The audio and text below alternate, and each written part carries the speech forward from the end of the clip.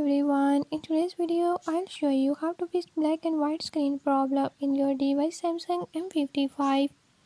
In this video I'm gonna share few tips that you can use to fix it.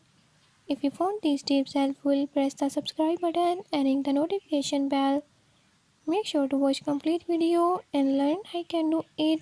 Let's watch the video.